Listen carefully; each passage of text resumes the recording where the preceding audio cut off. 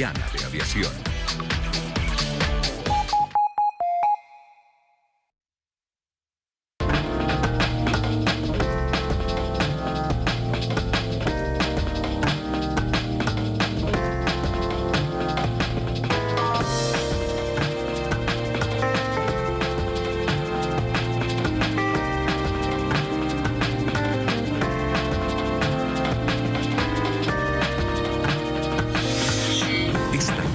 No es hotel.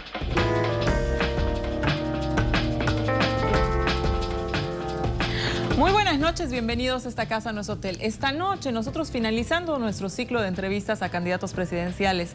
Estamos desde Santa Cruz y esta noche nos va a acompañar el candidato a la presidencia por el PDC, el doctor Chi Yun-chon. Doctor, bienvenido. Me ha dicho Muchas que pronuncie gracias, de forma distinta el nombre. ¿Cómo se pronuncia exactamente su apellido? Exactamente tienen que pronunciar Chi Hyun-chon. Chi Hyun-chon. O sea, tiene que decir completo Chi Hyun. Chi Hyun. Pero ya me quedé nomás con Chi, ¿no? Con Chi, claro. Sí. Se quedó más fácil. El doctor pero Chi. se escribe Chi Yun-chun. Bueno, bienvenido a nuestro programa, doctor. Usted, candidato de presidencia por el PDC, es, digamos, el último actor en ingresar a la política luego de la crisis que ha tenido el PDC, de la renuncia de Jaime Paz Zamora, y ha tenido un vertiginoso ascenso en las encuestas. Digamos que algunos politólogos, algunos analistas de las elecciones le han bautizado como el outsider. Sí, es cierto. Le doy gracias a Dios y también le doy gracias a la población en general que están depositando la confianza. Y realmente el ascenso, yo le dije en mi corazón en algún momento, cuando alguien me preguntó, oiga doctor, usted que está comenzando con 0.3%, ¿cómo pensaba, digamos, ser presidente? ¿Acaso no está viniendo a ensayar?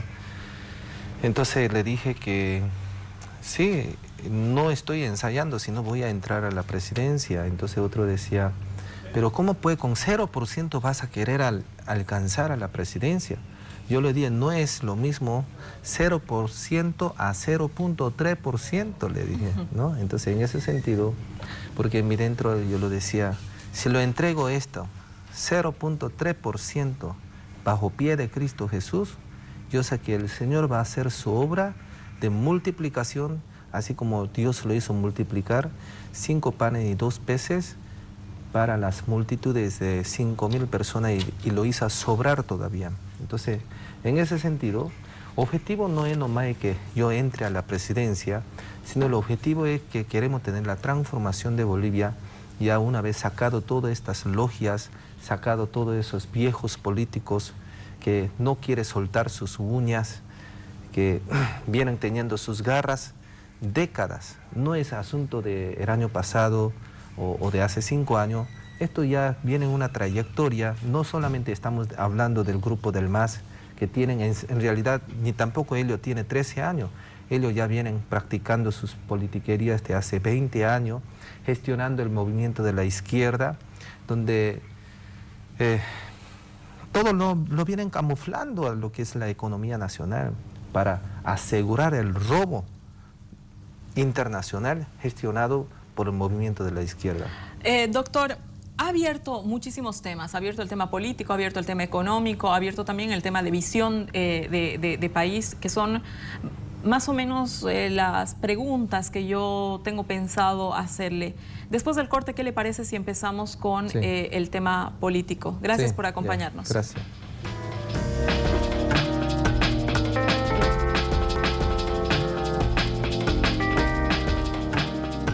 Volvemos a Esta Casa No es Hotel. Esta noche estamos finalizando nuestro ciclo de entrevistas a una semana ya de las elecciones presidenciales. Esta noche estamos entrevistando al candidato a la presidencia por el PDC, como todo el mundo lo conoce, el doctor Chi.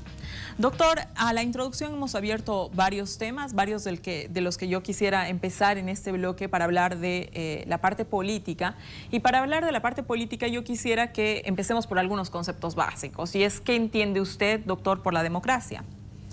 Democracia es la parte donde el gobierno lo respeta la participación horizontalizada del pueblo sin discriminar a los sectores minoritarios, donde él llegue a concluir una posición administrativa pública. Entonces, pero eso se puede transformar hacia un sentido humanístico y ese efecto humanístico puede llegar a contradecir a un gobierno teocéntrico. Por lo tanto, la democracia cual llega a ser idolatrada, una democracia social o socialista, que llega a idolatrar a la democracia como si fuera soberano Dios, o sea, que el voz del pueblo es lo mismo que voz de Dios. Entonces ahí el humanismo comete un gran error en ir en muchas ocasiones en contra de la voluntad de Dios, cosa que el corazón del ser humano tiene una esencia de la depravación, significa tendencia pecaminosa. Y el ser humano tiene siempre esa tendencia de buscar lo más fácil, lo menos costoso. Entonces, la democracia también es bueno, pero a la vez necesita la guía que es la palabra de Dios. Entonces, una democracia sin Dios es un peligro. ¿En qué sentido sería un peligro la democracia sin Dios? Ya, entonces, por ejemplo, la democracia muchas veces le tiran, por ejemplo, lo que ha sucedido con Sodoma y Gomorra. Le han gestionado, por ejemplo, en este último cabildo que hubo en La Paz, un individuo se sube y empieza a proclamar y predicar sobre sexo libre en toda Bolivia. Imagínense, gestionar todas esas prostituciones y esa inmoralidad sexual que le tiren a todos. Estamos hablando para este hombre, o bueno, el que dice que es mujer, y que le lanzan una figura. Por ejemplo, yo estoy totalmente en contra de la pedofilia. Y este gobierno lo tienen aprobado la pedofilia. Hace 2 meses lo aprobó en parlamentario. Y lo que han firmado para diciendo que yo tengo mano limpia. ¿Cuál mano limpia? ¿Cuál mano limpia? Entonces no puede ser que estén actuando de esa manera, ya de una manera tan cínica, si yo lo digo. Debería estar haciendo él huelga de hambre ahí. A ver, abierto varios temas, doctor. Más adelante vamos a hablar de esa cuestión, ese decreto. Cuando usted se refiere a manos limpias, se refiere a Óscar Ortiz, me imagino. No sé yo, todos esos diputados, no estoy especificando la persona. O sea, lo que pasa es que no puede ser que tengamos nuestros diputados y senadores a balde allá en parlamentario. Yo lo dirijo a toditos. No solamente específico, porque un codorniz, como se llama, un golondrina no hace la primavera. Es necesario cambio total de este sistema de gobierno actualmente, que gestiona la pedofilia, gestiona feminismo, gestiona LGTBI. Todo eso es pecado. Ya, además, aparte de que pecado no cuadra en ningún lado, digamos, decirlo normal, decirlo anormal, decir que eso es normal. ¿No? Digamos, si usted fuera presidente, existe la ley 348, que es la ley de violencia contra la mujer. ¿Usted qué haría con esa ley? Violencia tiene que ser equitativa tanto para hombres y mujeres, pero de toda manera, ley que fomenta al feminista o igualmente hacia una ideología de género. El caso de ideología de género tiene que ser eliminada. O sea, todos esos que tiene esa tendencia progresistas, que dirige, está comandado por el socialismo del siglo XXI, promover aborto, feminismo y LGTBI, destrucción de la familia, la atomización, y esos provienen de una de las líneas del pensamiento que promueven socialismo del siglo XXI. Yo lo escucho a usted, doctor, hablar mucho de la palabra del Señor.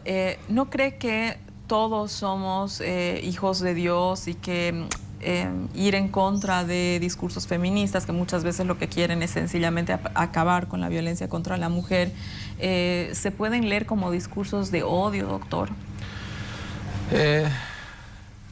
En sí la esencia es crear discurso de odio entre hombre y mujer, convertirle el sexo femenino siempre en una posición de víctima contra el varón, como si fuera el patrón empleado, como si fuera burgueses contra el pueblo. O sea, lo tienen comparado. O sea, esa es la intención que promueve el socialismo del siglo XXI. Divide hombre y mujer, divide, o por último, hijo con padre. Eso ya está escrito en la Biblia, que llegará el tiempo donde pelearán entre todos contra todos, o sea, donde va a disminuir dividir todo lo que es la unidad de la familia, y ya está predicho en la Biblia hace 2000 años. Jesucristo dijo.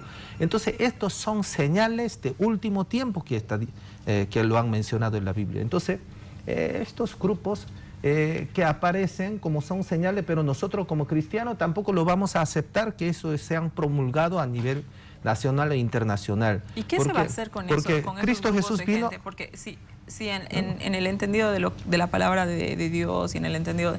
Todos somos hijos de Cristo, todos somos hijos de Dios. Entonces, ¿cómo piensa administrar este tipo de grupos en caso de que fuera presidente?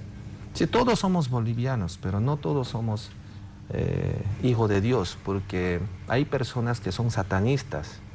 No puede usted a esa gente que promueve el satanismo, que promueve a actuar de anticristo, usted decir que ellos son hijos de Dios. Puede ser que sea elegido por Dios para la transformación de vida, para que posteriormente esa persona se cambie de su actitud y llegue al arrepentimiento ante Cristo. Pero otra cosa es que diga a todos por unánimemente hijo de Dios. Puede ser que usted en una prédica desde la iglesia ante las multitudes, usted puede mencionar ese término, todos son hijos de Dios, por el hecho de estar presente en un templo, ¿no? Pero no significa que teológicamente que eso sea exacto, ¿no? Más adelante vamos a volver, doctor, con la parte de la visión país, que, bueno, evidentemente son declaraciones polémicas las que usted hace. Yo quiero volver un poco a la parte política y preguntarle un poco por su campaña. Ha tenido un ascenso vertiginoso en las encuestas. Usted es la sorpresa de las encuestas. ¿Cómo se organiza esta campaña? Lo he organizado en 3 secciones. Uno, organizativa. Después, o sea, una es trabajo de mesa. Después pasa lo que es organización departamental de las comisiones y campaña, y después cierre de campaña. Entonces la parte organizativa, existen muchas nociones estratégicas, o sea que no es nomás uno salirse a la cancha y decir, bueno, aquí estoy, sino existe toda una ingeniería de estrategias organizativas, y también tenemos que ver ingeniería de cómo nosotros debemos presentar a la población, qué posición estratégica nosotros debemos tener. O sea, existe un conjunto de pensamientos ideológicas que nosotros debemos gestionar, pero la estrategia no es lo mismo que la esencia, ¿verdad? Entonces la esencia es cristiana y bíblica, que lo tenemos. Mientras más me entero de la cosa que pasa en el país, en verdad más enérgicamente le digo a la población que debe de haber la transformación. Mientras no lo sabía mucho, digamos, que yo recién estaba entrando más o menos del escenario político, claro, ¿no? Hasta mientras yo estaba de apoyo, digamos, a Jaime Paz, entonces yo lo conocía a medias, pero en esta última vuelta que he dado, por lo menos lo que he podido dar la vuelta a nivel nacional a cada uno de los departamentos, escuchando la necesidad de la población, así de, como se dice, de cara a cara, en verdad sí que me dio mucha pena de la situación. Por ejemplo, antes, ¿no? Decía que uno va a Beni, tiene 2 precios el moto, dice. Uno es mototaxi con palo y otro es sin palo, dice, ¿no? Entonces, mototaxi y entonces, ¿por qué razón 2 precios? Porque hay mucho perro, dice, ¿no? Entonces, con palo se lo protege el que está atrás, ¿no? Y el que sin palo, bueno, tiene que estar ahí, ¿no? Exponiendo su pierna. Pero en esta última, cuando fui a Beni, entonces, en Trinidad, no encontré mucho perro, sino que encontré el moto con pedal, otro es sin pedal. Cabalmente a mí me ha tocado un moto sin pedal para mi pierna y tuve que estar con una pierna ahí y otro ahí en el aire, ¿no? Entonces, en esta circunstancia, yo le dije, mira la pobreza, le dije. Realmente este gobierno lo ha politizado. Mire, la población entera lo ha castigado. Lo ha castigado a Potosí y lo ha castigado uno de los que representaba en aquel tiempo que hubo una manifestación cívica, como le llaman Media Luna, y uno de ellos le agarró con Beni. Es una pena, con Trinidad. Entonces, yo creo que la población no tiene la culpa.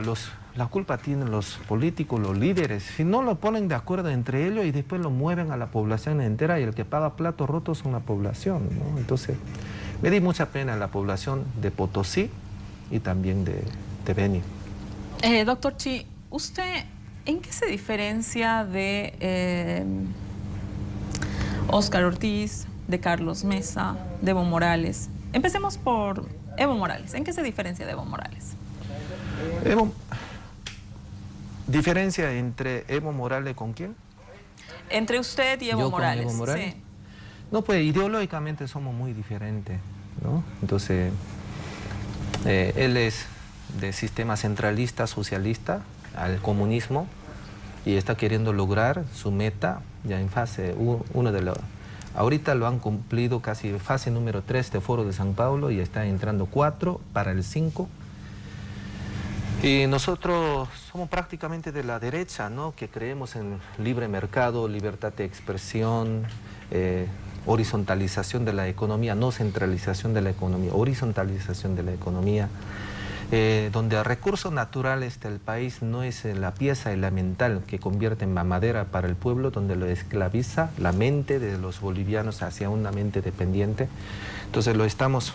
O sea, nosotros más bien volcamos la torta en decir que cada boliviano es importante, cada individuo es importante, que representa el pueblo entero. O sea, no es que cada pieza de los bolivianos llegue a ser una pieza más para un hombre que transforma en dictador, que le agarra todos los poderes de Bolivia, sino más bien lo que yo gestiono es que cada vez el Estado es más chico y donde cada individuo boliviano llegue a ser más grande. O sea, no estamos hablando que el departamento sea más grande, sino es más allá de eso. Cada individuo boliviano llega a ser tan grande como si fuera el mismo presidente de Bolivia. ¿Y en qué se diferencia de Carlos Mesa? Ya, entonces, caso de Evo, la parte ideológica es fundamental la diferencia. En el caso de Carlos Mesa, yo lo veo que es un funcional de misma línea comunista, misma línea donde es la alianza, que están metidos con mismas ideas de agenda globalista del George Soros y otra parte que gestiona socialismo del siglo XXI. En otra palabra, Carlos en su discurso no habla del federalismo, o sea, mantiene, digamos, un gobierno que está direccionado hacia el centralismo y además está gestionando los elementos ideológicos de la perversidad. Se llama ideología de género. Para mí esa ideología de género es una promoción direccionada hacia lesa humanidad, donde está diciendo que la familia ya no es familia, sino es unión libre. Y unión libre convertirle como un reglamento.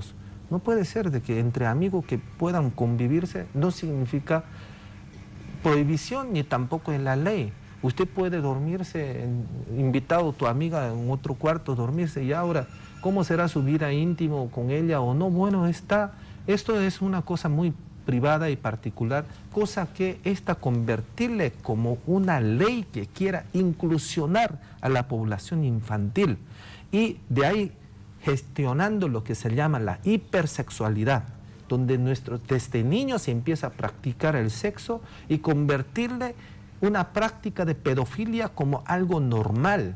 Entonces, ideológicamente es incompatible con mi persona y tampoco con PDC. O sea, la cosa que se va en contra de la palabra de Dios, la Biblia lo condena como pecado y eso se llama sodomismo. Usted ¿ya? En su lectura, en la lectura política, ideológica que están haciendo de los diferentes partidos, ¿considera que Carlos Mesa es quien está promoviendo la ideología de género?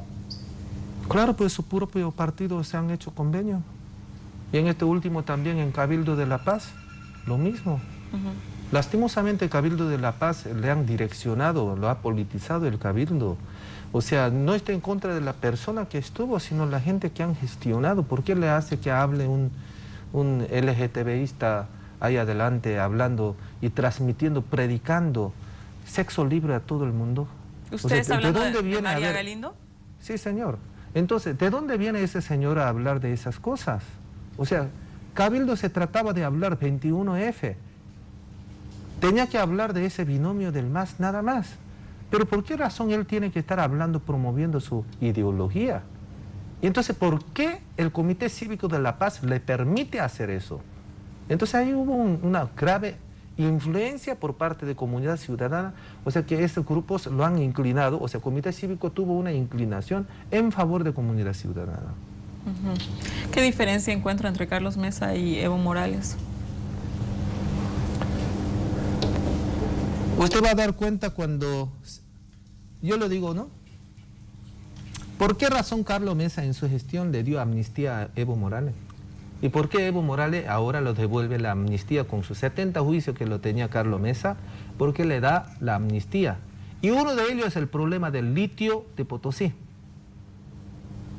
¿Por qué razón Chile sigue llevando nuestro litio boliviano? ¿A cambio de qué?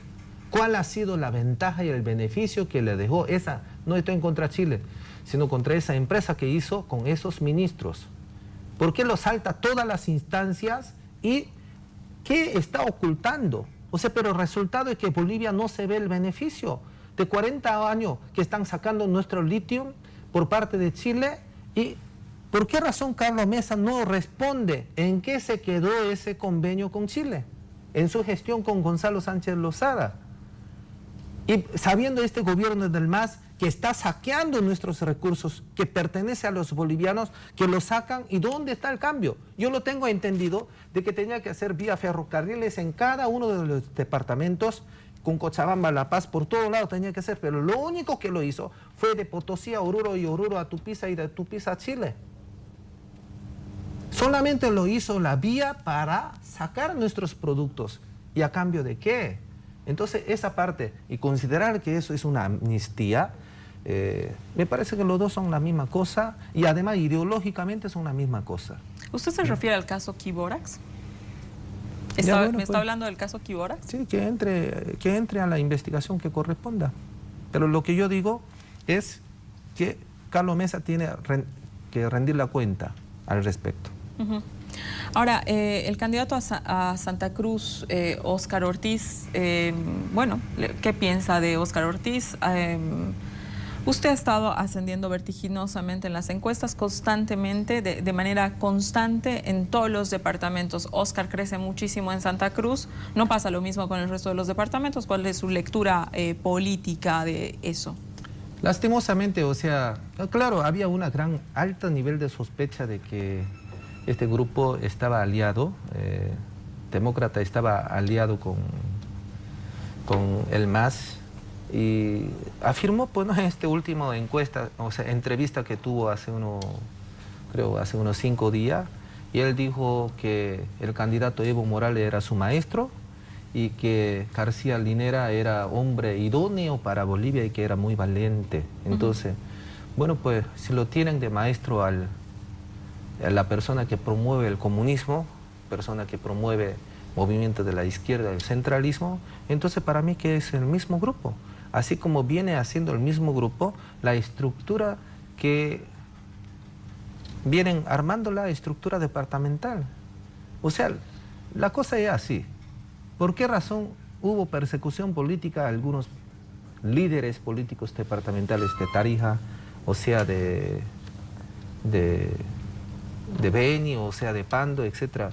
Esos grupos políticos que están exiliados, más de 1.000 personas, 1.500 personas que están exiliados en el país, porque ellos dijeron la cosa de frente. Y otra cosa es que la persona que no lo dijeron y que empezó a convivirse, a hacer una simbiosis con este grupo del MAS, entonces de a poco se va lavando el cerebro. ¿Dónde está el león rugiente en Santa Cruz? ¿Dónde está el león? Ya, o sea que convirtiéndose en gato, ¿no es cierto? Entonces, esta parte que lo han alianzado y que no quiere soltar la uña, es con la misma política de la izquierda. Claro, tal vez comenzó con la derecha, ¿ya?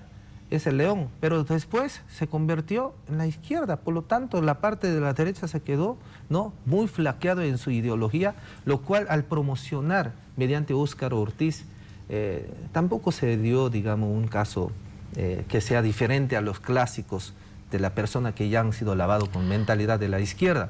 Y por otra parte, Oscar, han cometido graves errores. En esta última, digamos, quema de Chiquitanía, él fue una parte de los integrantes de los parlamentarios que le aprueban todas esas leyes para la quema del incendio.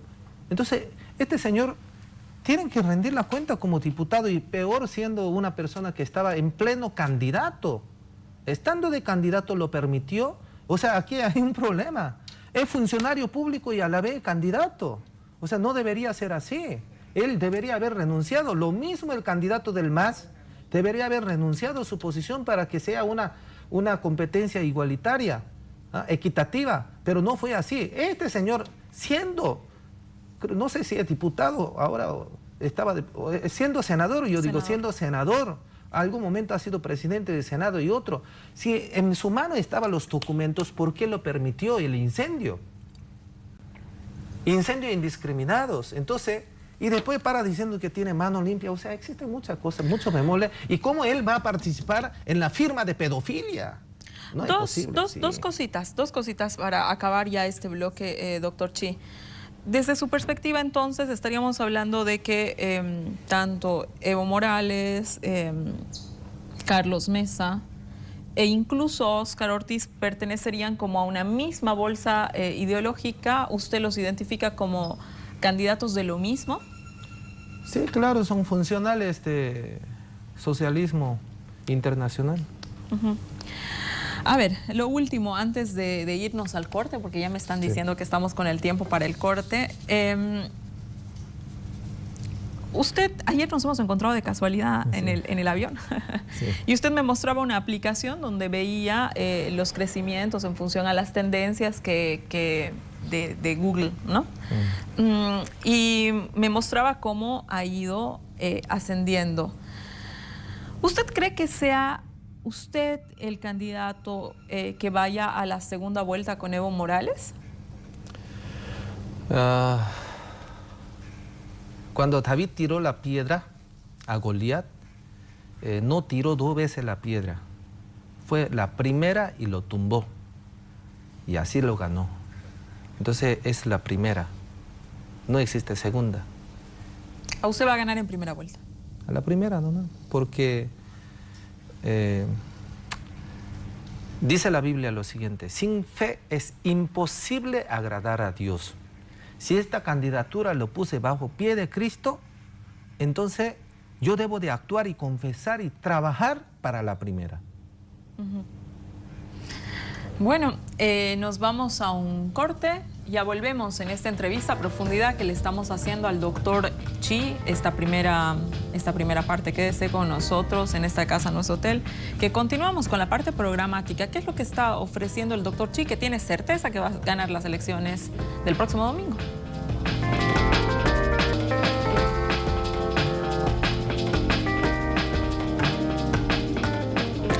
Volvemos a esta casa, nuestro hotel. Esta noche estamos haciendo una entrevista a profundidad al candidato por el PDC, el doctor Chi, ya finalizando nuestro ciclo de entrevistas a candidatos presidenciales. Doctor, usted se caracteriza por tener estas declaraciones polémicas, y entre una de las declaraciones que hemos estado leyendo en prensa es sobre la parte económica. Usted dijo que va a convertir a Bolivia en Corea. Cuéntenos cómo pretende hacer eso.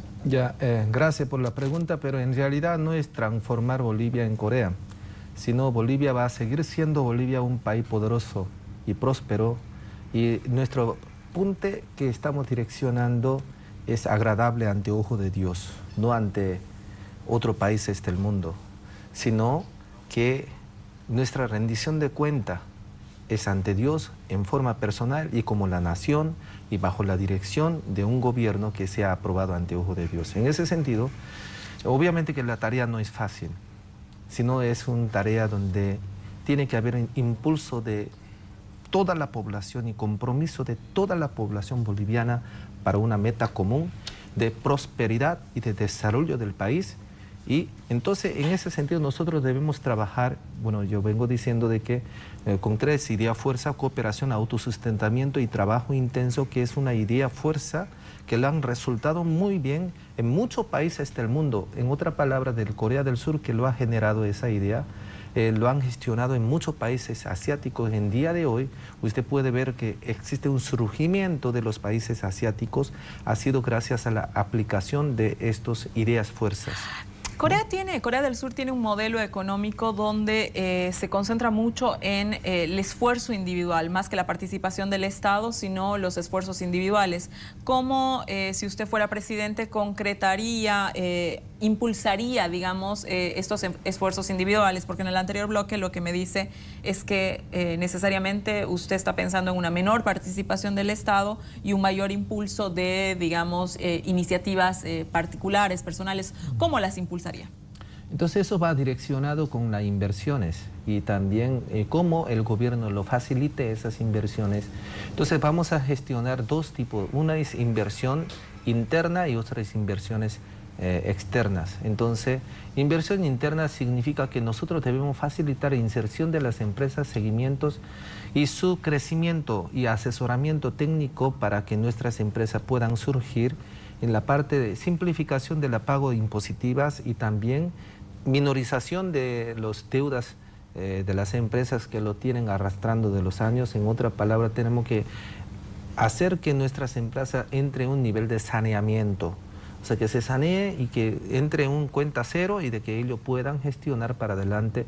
Y las inversiones nuevas que hacen, también de misma manera tenemos que hacer un estudio de mercado para que... O sea, tenemos que crear todo un instituto de investigación de fomento para la inserción de las empresas internas.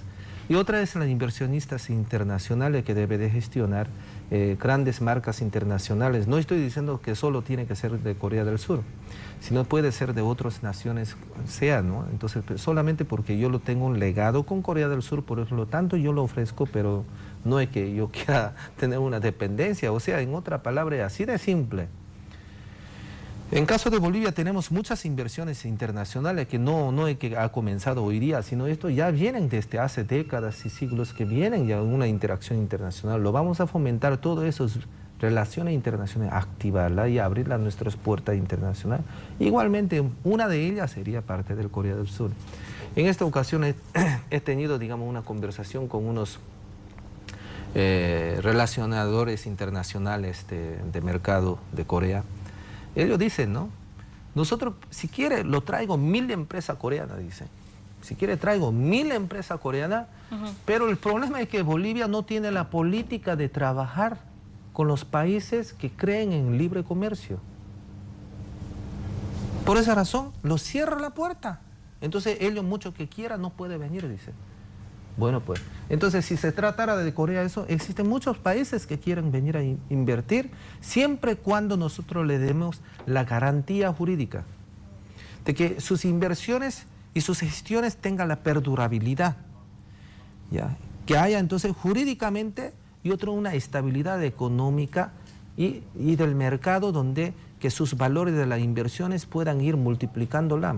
Entonces, para ellos, para que nuestro terreno empiece a tener el validez, nuestro producto empiece a tener el validez, tenemos que ir gestionando cada uno de esos elementos enriquecedores para los inversionistas extranjeras. Entonces, cuando empecemos a dar esa cobertura que le mencioné, entonces yo creo que ellos lo van a entrar, ¿no? Entrar en el convenio. O sea, otra cosa es contratos, tienen que ser respetados, no puede ser que anote y después esté borrando con el codo y que nosotros mismos estemos gestionando y que, o sea, para que haya un mejor contrato tiene que ser participativo, no puede ser que haya un contrato, ¿no?, que salte toda la instancia y que lo firmen los ministros nada más, así como lo han hecho con Alemania, con litio. ¿Qué cosa habrá hecho pues, con el gobierno donde lo han hecho un contrato de 70 años para que estén sacando la cosa boliviana a cambio de qué? Entonces nosotros quisiéramos saber, o sea, por ejemplo, yo estoy gestionando también el trabajo de mente de los bolivianos que tenemos que trabajar. Uno de nuestros eslogan de trabajo mental significa, yo soy dueño de Bolivia. Usted eres dueña de Bolivia. Entonces, si somos dueños del país, tenemos derecho de saber qué es lo que está pasando con la economía nacional. Comité Cívico tiene derecho de saber, a ver, informe económico mensual o si anual o semestral, ellos tienen derecho de saber cuánto está generando en IDH, ¿cómo se llama? En yacimiento que está generando en la minería con litio, lo que significa, lo que es de los bolivianos, lo que es macroeconomía, ellos tienen derecho de saber. Tiene derecho de saber qué está pasando con nuestra frontera. ¿Está controlando o no está controlando los narcotraficantes? Entonces, esa parte de la de seguridad empresarial significa informe de lo que está pasando en el país. Tiene que estar también facilitado a los empresarios. Usted ha abierto varios temas, ha abierto de relaciones internacionales, de lo que vamos a hablar un poquito más adelante, y ha abierto el tema de los empresarios. Entonces estamos hablando de bajar los impuestos, eso es lo que propone, y de dar ciertos impulsos a la empresa privada. Sobre esto le pregunto, hemos leído las propuestas del resto de los candidatos, Movimiento al Socialismo, Comunidad Ciudadana, y otros más, ¿no? Pero digamos que vamos a hablar de estos tres que están primero en las encuestas. Que en ambos se habla de, o cuando se les ha preguntado a los candidatos, se habla de mantener el doble aguinaldo. ¿Qué piensa usted sobre eso? Doble aguinaldo es el resultado de crecimiento económico cuando ingreso nacional llega a tener por encima de 4.5% del crecimiento nacional. Entonces, si es que cumple esos requisitos del crecimiento, entonces obviamente debe de dar. Pero los empresarios siempre... Pero no solamente con las empresas estatales, o sea, no tiene por qué meterse con la empresa privada, por algo se llama privada. Si el Estado lo mete el dedo a la privada, entonces ya no es privada. Ya es dependiente del Estado, entonces el Estado que le pague pues doble aguinaldo si es que quiere meter el dedo, ¿no es cierto? Por lo tanto, en mi gestión no voy a tocar a la privada, porque más bien hay que fomentar su autonomía de cada uno de las empresas.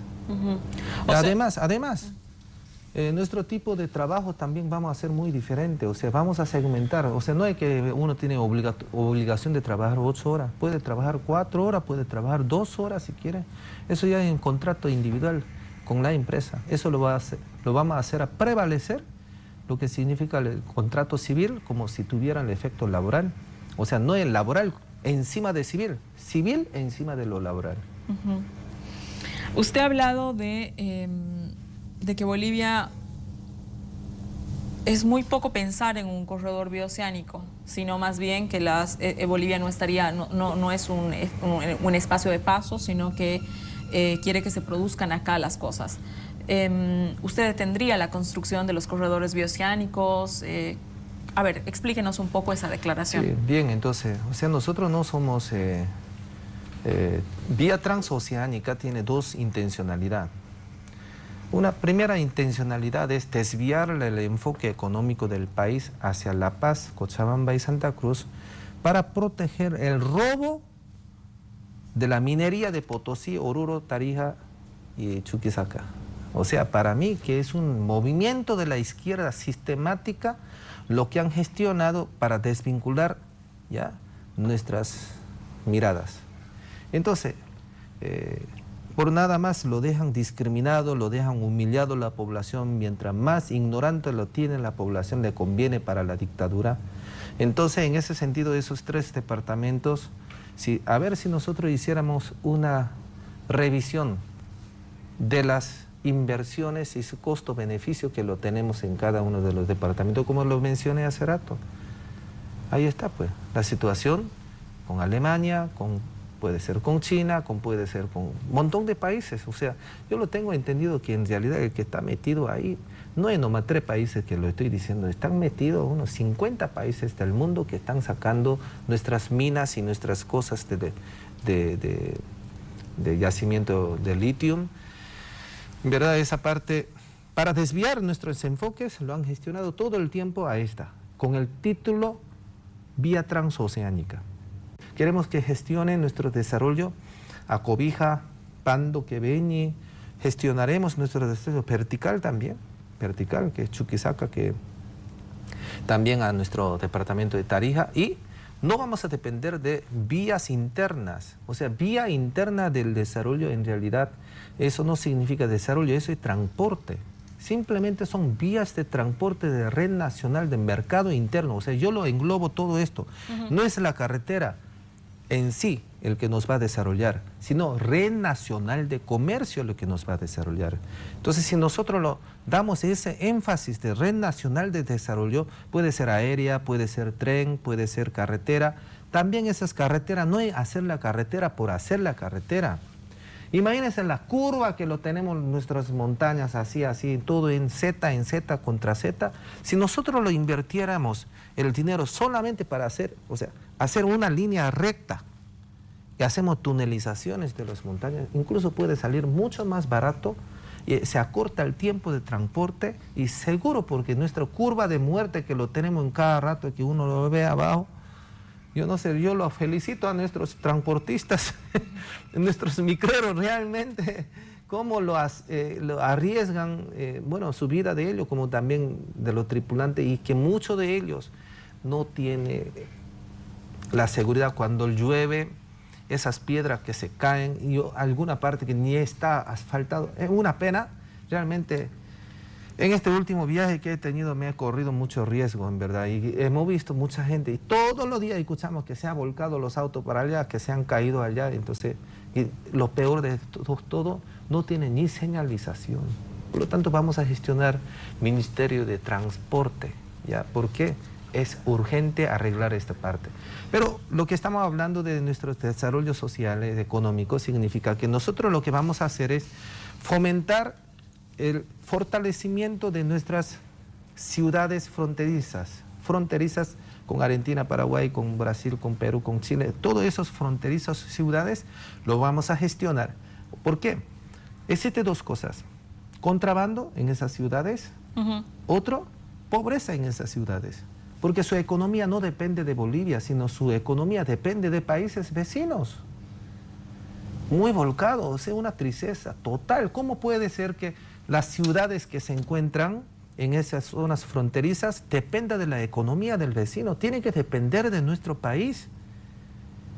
Ellos tienen que gestionar el mercado interno y la bonanza de Bolivia tiene que vender. No es que la bonanza de los extranjeros vamos a importar para vender a Bolivia. Entonces es una pena total, porque más bien convierte gestores de la economía a la inversa. Entonces vamos a gestionar, obviamente tiene que mejorar la carretera en todo como una telaraña el país. Tenemos que mejorar y fortalecer esas ciudades. O sea, sí que nosotros lo vamos a tener como gobierno dinero. Lo que estamos gestionando es 70-30, 70 que cae para el departamento, eso se llama federalización, y 30 queda para el gobierno. Entonces, ¿a dónde va a invertir esa plata? Queremos gestionar para las ciudades fronterizas, mejorar sus carreteras, sus ferias, ¿no? De mercados internacionales, o sea, no puede así, hay que fortalecer la aduana. Entonces, cada uno de esos sectores, y a partir de esas ciudades fronterizas pueda gestionar el sector agropecuaria, para que tenemos que abaratar lo que significa el costo de los alimentos. Está muy caro nuestros alimentos. Ropas, tenemos que tener fábricas de tela y fábricas de ropa, intentar de ayudar a nuestra población que está abandonada y tirada con esto, con este gobierno, que los vendedores de ropa usadas, o sea, lo tienen marginado y la gente está así, digamos, en la calle.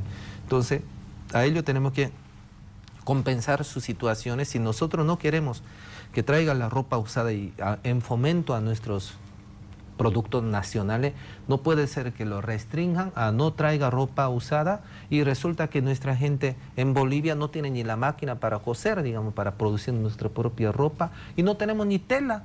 Si por lo menos tuviera la fábrica de tela, ¿sí? Entonces puede ser que nosotros empecemos a gestionar con un costo económico en vez de traerla del extranjero la tela para producir nuestra ropa. Entonces, recursos humanos lo tenemos, la mano de obra calificada hay en Bolivia. Entonces simplemente es traer las máquinas que fabrican tela. Imagínense, si nosotros fabricamos la tela, la lana de alpaca, que la llama, que la oveja, en todas esas cosas que nosotros lo tenemos en nuestros altiplánicos, bien puede combinar con nuestras telas que tenemos de seda y algodón que produce en Santa Cruz. Entonces, esa cosa le va a facilitar muchísimo a dar el trabajo interno. O sea, no podemos estar, o sea, no debemos pensar de que para comenzar así grandes industrias, muchas grandes industrias que fuera, pues, para 50 funcionarios que van a trabajar. Lo que nosotros debemos ver es cómo alimentar los millones de personas que lo necesitan. Fomento al turismo, ecología, por ejemplo, he ido a Titicaca en este último día. La gente comen, ¿qué cree que comen? Papa, yuca, comen choclo, y unos ensaladas, unas cosas así. Y alguien me preguntó, ¿no cree que falta algo aquí? Me dijo. Fui a Orinoca y lo armó una fiesta de recepción a mi persona. Y resulta que ¿y qué le falta aquí? ¿Está bien? Le digo, no, ¿había queso? No, ¿no cree que aquí faltan los peces? Me dijo, los pescados. Sí, ¿verdad? ¿No? Y usted ha venido viendo los lagos, ¿no ve? Me dijo, sí. ¿Y por qué no hay pescado acá? ¿Y por qué no habrá preparado? Le digo, no, es que no hay peces en el lago, dijo. No hay peces en el lago Titicaca por la contaminación ambiental. Imagínense la desgracia que viven. O sea, no es posible. Semejantes lugares turísticos. Esa gente podría haber vivido haciendo solamente restaurante con los peces vendiendo a los turistas, pero no lo tienen fomentado eso. Entonces vamos a gestionar todo eso, lo que significa economía básica de la población que necesita trabajo de mano, ¿cómo se llama? Manualidades, reciclajes de cosas. Vamos a identificar a los bolivianos, a ser un boliviano orgulloso, no por ser terco orgulloso, sino con capacidad, con conocimiento, con la productividad que podamos demostrar al mundo internacional. Bolivia vamos a construir los bolivianos. Eso tiene que ser una mente, idea, fuerza de nosotros. Bolivia construye los bolivianos. No hay que venir a esperar de que los coreanos van a venir, o que los chinos van a venir, que los venezolanos o que los cubanos van a venir a construir a Bolivia. No, señores. Bolivia construye los bolivianos y con nuestra fuerza lo vamos a construir un país moderno, internacional. Doctor, hemos visto las últimas estadísticas de nuestro país y las estadísticas nos hablan de que el 70% de la población ahora está viviendo en las ciudades. Solamente tenemos el 30% viviendo en el campo. Ha habido muchísima migración, en particular en los últimos años. Este es un fenómeno pues de todo el mundo en realidad, ¿no? La gente migra a vivir a las ciudades. ¿Cuál sería su propuesta para mejorar la calidad de vida de estas ciudades que de pronto se ven un poco como avasalladas, como llenas de gente, como llenas de automóviles, ¿no? Como que uno ya no puede vivir tranquilo dentro de las ciudades, ya no se puede desplazar en los tiempos que quisiera desplazarse, de pronto ya no ve espacios verdes, de pronto, ¿no? Claro, por supuesto, dependiendo de las ciudades, ¿no? Pero tenemos unas ciudades que están creciendo a ritmos agigantados y que evidentemente eso ha sobrepasado las capacidades de las alcaldías, ¿no? ¿Cuál es su propuesta? ¿Cuál es su mirada? ¿Cómo transformar las ciudades para que la gente viva mejor? Sí. Por eso aquí va junto con la economía, no se puede deslindarla, ¿no? Por lo tanto, el desarrollo del país tiene que ser equilibrada y planificada, no puede ser así, desproporcionada, desequilibrada, sin planificación, es un desastre eso, ¿ya? Por esa razón ve hacinamiento en la ciudad y en el campo vacío. Entonces hay que horizontalizar la economía. Entonces quiero horizontalizar mediante los colegios, mediante la capacitación del instituto técnico que tiene que haber en las ciudadelas, direccionadas con la fortaleza que ejerce el sector agropecuario de cada zona, fortalecer nuestras ciudades fronterizas, que no estemos dependiendo por el río, que quieren estar ahí con ese paradigma, que la enfermedad que lo tenemos con Chile, con el mar. Entonces no vamos a estar ahí incrustados en nuestra mente con una mentalidad dependiente de Chile. Ay, si no hay Chile nos morimos de hambre. O sea, esa mentalidad hay que sacarla. Vamos a fortalecer nuestra ciudad y vamos a exportar vía terrestre. Siempre ha sido por vía terrestre. Nuestras relaciones internacionales vamos a fortalecer 5 fronterizos países que rodean a Bolivia y vamos a gestionar. Entonces, horizontalización mediante la iglesia significa que la participación social de la iglesia, donde reciben las donaciones o, bueno, productos comestibles o vestimentas o incluso materias de la construcción, donde los pastores lo firman, las facturas, y esa factura sirve para el descargo de pago de impuesto, que significa impuesto de terreno, incluso impuestos internos, etcétera, todo el sistema de impuestos que va a tener su validez. Y entonces, lo que lo firme el pastor va a tener sus réditos de la legalidad, donde lo va a empezar a distribuir los alimentos a nuestras poblaciones que están en zonas rurales y provincia campesina. ¿Qué significa? En esas zonas viven dos tipos de poblaciones, sectarizadas ya está, ancianos y los niños. Porque los jóvenes están concentrados en la ciudad. Entonces, estos ancianos y niños, por si recuerdan los jóvenes de la ciudad, ¿no?, entonces le mandan su limosna a la familia. Entonces resulta que esa población rural prácticamente va a haber esa diferencia. La ciudad va a tener plata, pero ese joven está ajetreado, tiene que pagar alquiler, tiene que comprar auto, pasaje y otra cosa, que tienen sus propios afanes, y llegado la hora se termina olvidando lo que es la población de la familia, que lo han dejado, y que por no molestar a los jóvenes, papá y mamá no dicen nada. Pero usted vaya a su baño, ¿cómo está? Vaya a su letrinas, sus duchas, véalo cómo está la cocina, un desastre, viven así, cómo están sus ventanas, a ver si lo cambiaron, sus vidrios rotos. O sea, esos detalles de la cosa que lo tienen olvidados los jóvenes de la ciudad. ¿Quién puede atender a ellos? Entonces, tenemos que gestionar las iglesias y los colegios. Los propios padres, los profesores de colegios lo vamos a capacitar para que ellos lo hagan una instrucción de educación continua, para que ellos lo puedan activar su economía, que no se quede quieto en la casa. Por otro lado, la iglesia tiene que dar, o sea, se trata de dar, o sea, iglesia tiene que dar comida y los vestimentos, y pastores tienen que asistir a las casas quienes están enfermos. Entonces, cuando reciba las donaciones de los medicamentos, hay que gestionar la promoción de liga con los hospitales públicos o también con los grupos voluntarios. Lo vamos a gestionar, todo ese tipo de los grupos voluntarios de salud, sea nacional e internacional, que ellos lo vengan y hagan asistencia a los sectores que no han sido atendidos. Obviamente, derivar a los hospitales, que vamos a horizontalizar de misma manera, que significa hospitales públicos con la clínica privada. Vamos a hacer el convenio de horizontalización de las atenciones de las patologías de nivel primaria y la secundaria, y las de alto nivel de complejidad va a ser convenio con los hospitales universitarios, privado públicas, juntamente con el estatal, y obviamente con toda la responsabilidad que debe de cubrir patologías especiales de alto riesgo.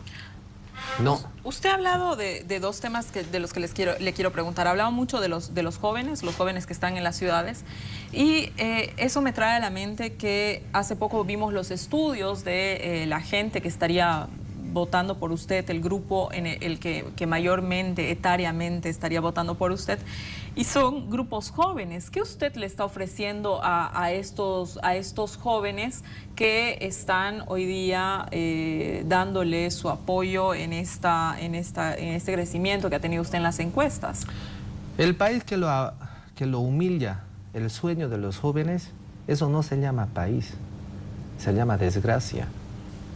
El país debe de aprovechar el sueño de los jóvenes para que esos sueños de los jóvenes sean materializados. Entonces eso es lo que ve la juventud. La juventud quiere superar, quiere estudiar. Entonces lo que uno estudia, su tesis de investigación, o por lo menos que han salido con un cartón de profesión, entonces eso tiene que tener una inserción social que se materialice. Entonces, lastimosamente en nuestro país, todito lo tienen tirado ahí a ser empleado.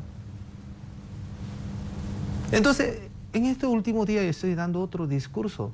Tú no vas a ser empleado toda tu vida, sino algún momento vas a ser, para aprender tu experiencia, sí puede ser unos cuantos años, pero ya después usted tiene que crear tu propia empresa.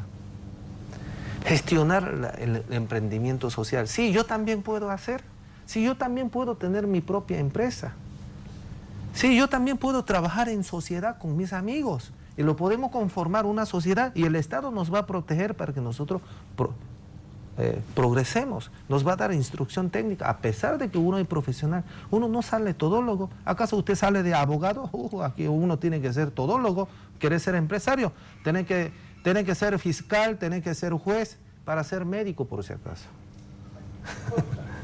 Entonces, tiene que tener múltiple, tiene que ser contador, auditor, o sea, tiene que ser multifuncional para que usted pueda sobrevivir en este país. Entonces, todo ese tipo de persecuciones políticas y de malentendimiento social que lo gestiona con este socialismo del siglo XXI, que lo quieren humillar lo que es la motivación y la creatividad de la población en general, eso se va a acabar, va a tener su fin en este 20 de octubre. ¿A qué se refiere con estos malos entendidos? Hoy en prensa vi que usted estaría con unos temas judiciales. No estoy en temas judiciales, tenía casos judiciales.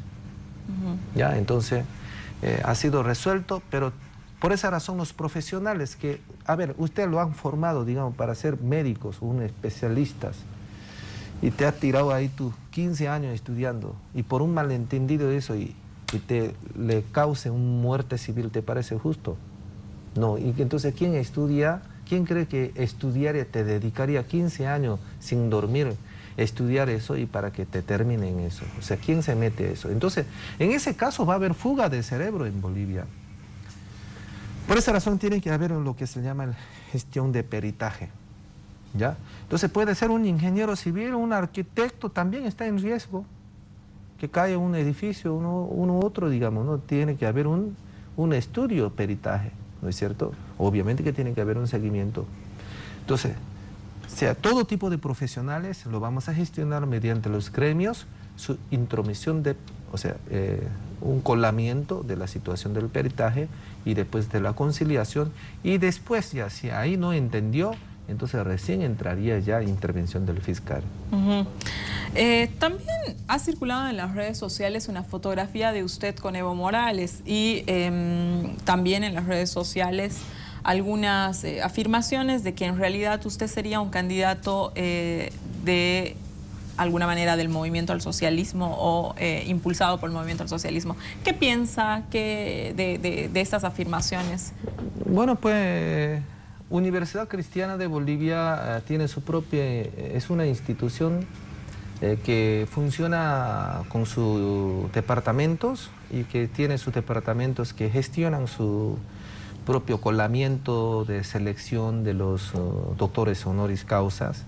Entonces hace hace unos 5 años, cuando recién estaba entrando el gobierno para la tercera gestión del gobierno, entonces UCEBOL lo ha premiado a Evo Morales como doctor honoris causa. Como lo han sucedido también ese tipo de reconocimiento a nivel internacional, no solamente en UCEBOL. Pero el hecho de que aquel tiempo esos grupos cientistas, sociólogos, politólogos hicieron su evaluación y que lo haya premiado, eso no significa que yo sea la parte de esa premiación propiamente dicha, porque yo soy miembro de la fundación. Entonces fundación no se mete el dedo a la academia.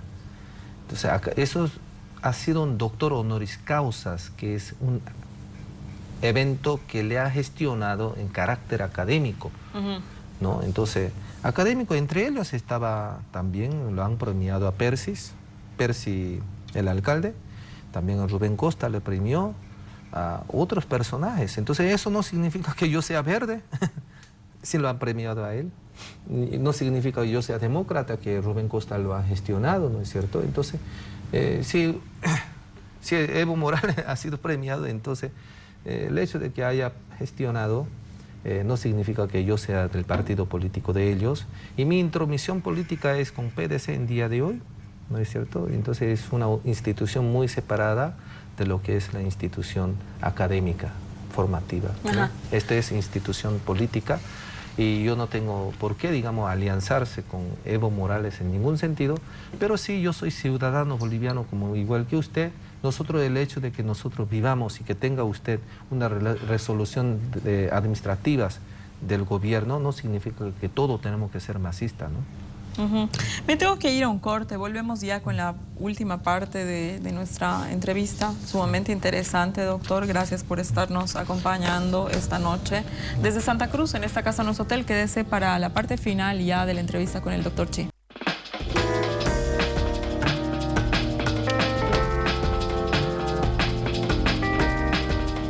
Volvemos a esta casa, nuestro hotel. Esta noche estamos en una entrevista a profundidad con uno de los candidatos a la presidencia por el PDC, el doctor Chi, y estamos en realidad en la parte final de nuestra entrevista. Le quiero agradecer al doctor Chi por habernos acompañado, haberse hecho tiempo en una apretadísima agenda. Entiendo que ha estado en varios medios, entiendo que ha estado en caminatas, entiendo que ha estado de ida y vuelta por Cotoca, en San Julián, etcétera. Entonces, de verdad que le agradezco haberse dado tiempo para venir esta noche con nosotros a esta casa, nuestro hotel.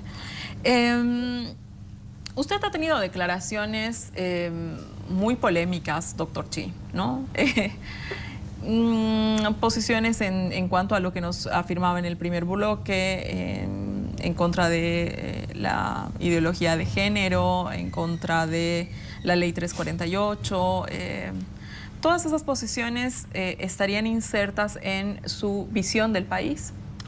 Sí, cuando ya nosotros entremos al gobierno lo vamos a replantear la constitución política del Estado, vamos a actualizar y algunas partes vamos a tener que modificar.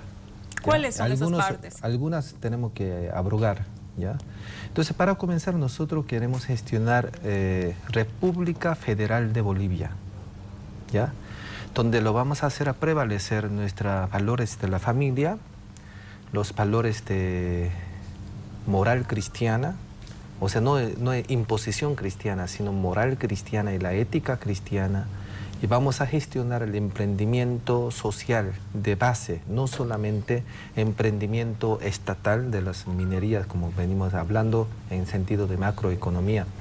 Entonces, actual sistema está direccionado, todo está moldeado para un sistema centralista y direccionado hacia el comunismo, donde gestiona la destrucción de la familia, donde no existe individualismo, el derecho de la propiedad privada, tu propia opinión, todas esas cosas no lo tienen válido, sino le inserta todo lo que es el sistema de la comuna, incluso del mismo sistema educativo Avelino Cignani, que es positivista, donde lo encuadran toda la gente en un solo mismo molde y que todo tiene que cuadrarla porque el vecino dijo que tú tienes que actuar así. ¿El vecino? ¿Quién es el vecino? Eso se llama comuna, participación comunitaria, donde lo gestiona, qué materia debe de enseñar, cómo debe de gestionar. ¿Usted cree que el país, la Constitución, tiene una visión exageradamente comunitaria?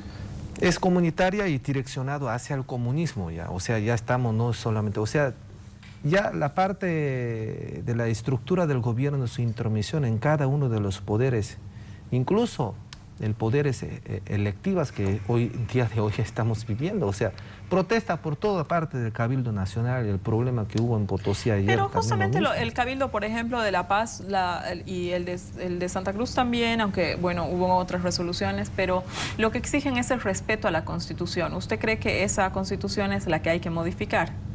No, estamos hablando del respeto a la Constitución, de la idea base del Cabildo y de la participación comunitaria, o sea, del voz del pueblo, ¿no?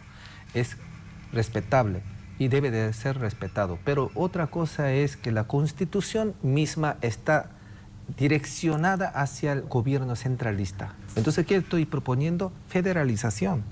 La palabra federalización no existe.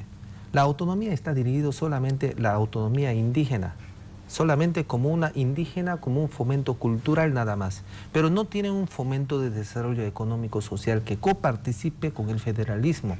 No existe ese nexo, porque lo tiene como indígena nada más, ¿no es cierto? Entonces, esa comuna del desarrollo indígena, campesina, también tiene que poner campesina, no puede solamente indígena. Y la gente que viven ahí y que no se identifica con ninguno, sino si son descendientes mestizos, ¿no es cierto? Y es gente que viven y hablan solamente español y no hablan otro idioma, digamos, indígena. Entonces a ellos lo tienen marginado con esa autonomía indígena, es un bemol. Entonces tenemos que unificarla como campesina, indígena, y también tiene que conectar con el federalismo. Por lo tanto, el federalismo es citadina.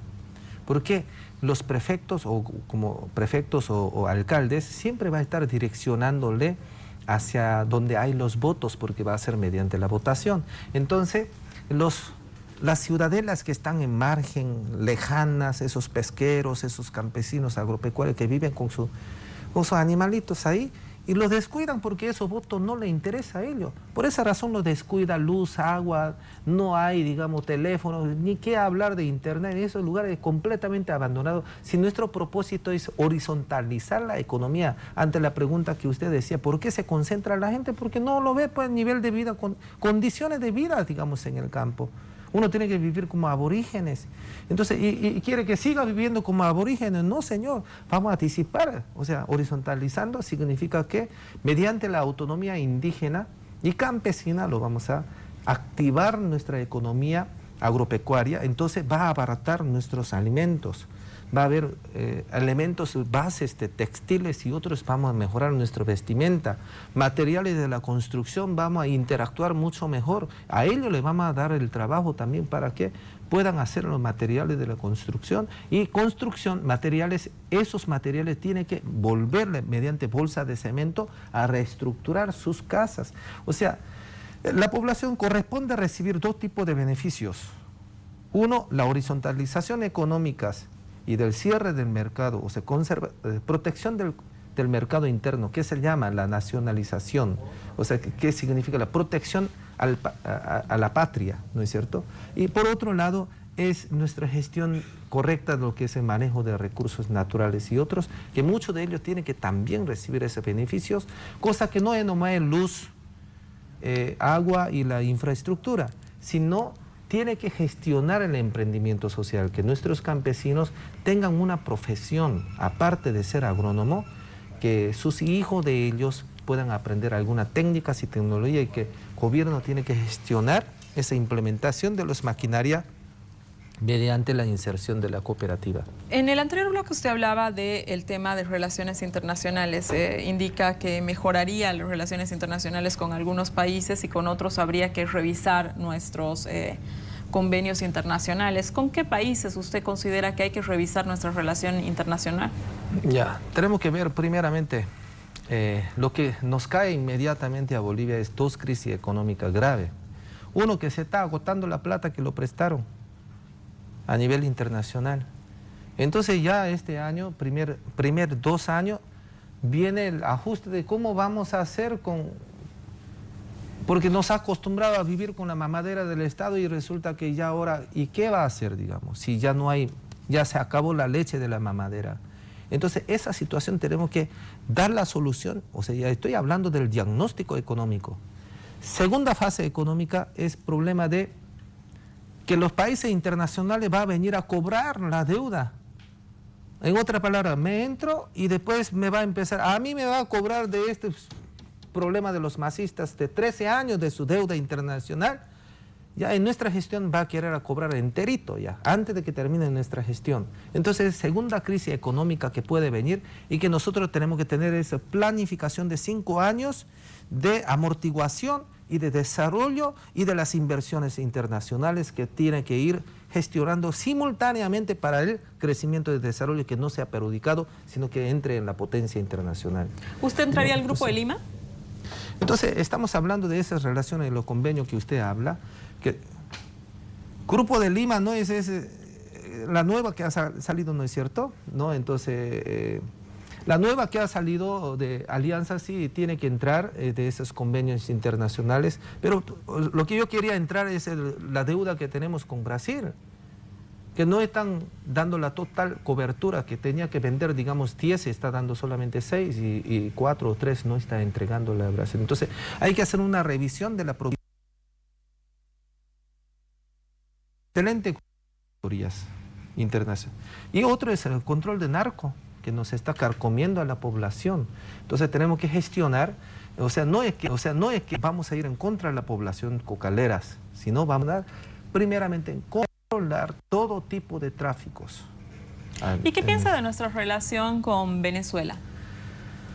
¿Qué haría con esa relación? Asuntos de la inmigración tenemos que verlos bien claros. O sea, existen inmigraciones por necesidad y otro existen inmigraciones delictuosas.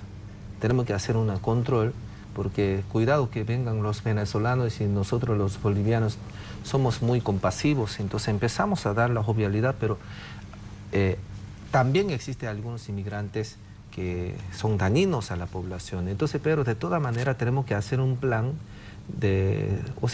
plan humanitaria sería, no en convenio político con Venezuela, este gobierno dictador de Maduro, sino un convenio humanitario, o sea, más que todo para esas poblaciones venezolanas que llegan y están durmiéndose en las calles. Esa población nosotros tenemos que atenderla, no vamos a estar ahí con la misma política de Trump y botar a todo el mundo afuera y que hayan, ¿no?, niños y otros jóvenes muertos en las calles, violados, etcétera. Tampoco queremos eso. Hay que proteger esa población, pero tampoco vamos a evitar la violencia por parte de ellos. Entonces hay que crear un programa de atención para los sectores inmigrantes. Y por parte de Bolivia, si nosotros lo gestionamos correctamente nuestros recursos naturales, que significa del yacimiento y de la minería, y claro que actualmente existe la producción nacional, que ese dinero no se espume como están habiendo actualmente, ¿ah? Entonces vamos a gestionar para que también ellos tengan lugar y que puedan insertar en Bolivia a que sea productivo en favor de Bolivia de misma manera. Bueno, me he quedado sin tiempo. Lamentablemente tenía muchas cosas más que preguntarle sobre todas estas declaraciones tan polémicas sobre el tema de la visión de país. Nos hemos quedado lamentablemente ya sin los tiempos, pero le quiero agradecer por haber abierto su agenda para acompañarnos esta noche en esta casa, en nuestro hotel. Además ha abierto una agenda amplia, una agenda creo que suficiente, donde hemos podido conocer cuáles son las propuestas del doctor Chi para las próximas elecciones. Doctor, lo invito a despedirse en un minutito en aquella cámara de la gente y si le quiere dejar algún mensaje. Agradecemos al Señor por lo que Dios está haciendo milagro en favor de Bolivia. Mi motivo de oración es que el rostro del Señor vuelva y que no se olvide de Bolivia, y que hay un pueblo clemente, hay una nación entera donde espera nueva oportunidad, que el Señor lo obre con su mano de gracias en favor de cada uno de los bolivianos, no solamente una transformación económica, social, sino de que nosotros creamos en Cristo Jesús y que todos los bolivianos podamos ir al cielo. Viene la oportunidad, no es que yo voy a salvar a Bolivia, sino Jesucristo debe de salvar a Bolivia. Para eso Dios lo utiliza los instrumentos humanos también para sus obras. Yo seré ese instrumento del Espíritu Santo para la transformación de Bolivia. Y usted también eres hijo de Dios, hija de Dios. Si lo tiene en Cristo Jesús en su corazón, juntos podemos cambiar este país. Y también si tú no lo tienes Cristo Jesús, acerque a la iglesia, lea la Biblia y puede empezar a vivir otro estilo de vida, la cual viene practicando en 13 años del gobierno centralista. No significa que lo vamos a cambiar lo que es la esencia de los bolivianos, lo hermoso que hemos heredado de nuestros padres, nuestros morales, nuestra convivencia humana de unos a otros.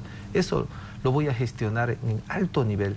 Pero sí, lo que significa la idolatría, lo que significa la perversidad sexual, todo ese tipo de cosas que la pervierten al mente humano hacia la pecaminosidad, la Biblia lo condena. Ahora viene el tiempo de la nueva época del desarrollo del país, donde lo vamos a internacionalizar, vamos a gestionar a la competencia internacional. Junto con usted, con mi persona, en este 20 de octubre podemos marcar nueva historia de Bolivia. Bendiciones. Muchísimas gracias, doctor Chi, por habernos acompañado. Gracias a ustedes por habernos acompañado en este largo ciclo de entrevistas que hemos tenido en esta casa, nuestro hotel. Solamente quería hacer un apunte antes de irnos al siguiente programa de ATV. Nosotros, desde la producción de esta casa, nuestro hotel, hemos invitado a Carlos Mesa, el único candidato que no nos ha podido acompañar en este ciclo de entrevistas. Sin embargo, el candidato Carlos Mesa, o la campaña del candidato Carlos Mesa, nos ha dicho que por decisión de campaña no iban a venir a nuestro programa. Generalmente estos apuntes de quién acepta o no acepta las entrevistas jamás los doy a conocer porque creo que el candidato o los candidatos tienen todo el derecho a elegir dónde quieren ir o no ir. Pero el jefe de campaña, Ricardo Paz, dijo de forma pública que era un tema de tiempos por el que Carlos Mesa no estuvo en esta casa, no es hotel. Sin embargo, él mismo en otras oportunidades me dijo que era una decisión de campaña. Entonces, como él lo dijo públicamente, creo que vale la pena públicamente también expresar que don Carlos Mesa ha sido invitado a esta casa, no es hotel, y por decisión de campaña no ha venido a nuestro programa. El resto quiero agradecer en este largo tiempo al resto de los candidatos. Hemos tenido a don Félix Pazzi, hemos tenido a don Víctor Hugo Cárdenas, hemos tenido a Oscar Ortiz, hemos tenido al presidente Evo Morales, hemos tenido esta noche al doctor Chi. Por lo tanto, les quiero agradecer. Esperamos haber contribuido a cada uno de ustedes a que hayan tomado la mejor decisión a partir de la información que les hemos dado. Muchísimas gracias por haberme acompañado esta noche. Muchas gracias, doctor Chi, por haber estado esta noche con nosotros. Continúe con la programación de ATV y muy buenas noches conmigo. Hasta dentro de 2 domingos.